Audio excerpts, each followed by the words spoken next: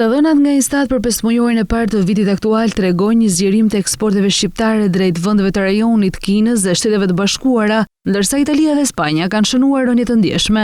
Sipas shifrave, eksportet shqiptare arritën në rreth 158 miliard lekë në periudhën janar-maj të këtij viti, me një rritje prej 4.5% krahasuar me të njëjtën periudhë të vitit kaluar. Megjithatë, pavarësisht rritjes së përgjithshme, drejgjet kryesore kanë shfaqur ecuri të ndryshme. Italia mbetet partneri më i madh tregtar i Shqipërisë, por eksportet drejt saj ran me 5.6%, duke zbritur në rreth 60.7 miliard lekë. Rënje dhe më të fortë u regjistrua drejt Spanjës, ku eksportet u tkurrën me 41.8%, një nga rënjet më të mëdha mes partnerëve kryesor tregtar. Në të kundërt, eksportet drejt Kinës u rritën me 83.3%, duke arritur në mbi 6.5 miliard lekë, ndërsa eksportet drejt Shteteve të Bashkuara u zgjeruan me 75.9% në mbi 3.2 miliard lekë. Rritje të fortë shënuan edhe Turqia, Kroacia, Kosova dhe Maqedonia e Veriut. Edhe Gjermania dhe Greqia vijuan të forcojnë rolin e tyre si destinacione të rëndësishme për mallas shqiptare, me një rritje mbi 21% në të dyja rastet, duke kompensuar pjesërisht dobësinë e eksporteve drejt Italisë dhe Spanjës. Sa i përket importeve, Shqipëria vijon të mbështetet kryesisht te Kina, nga ku importet u rritën me 26.2%, duke arritur në mbi 52.3 miliard lekë. Rritje shënuan gjithashtu importet nga Rusia, Kosova, Greqia dhe Zvicra.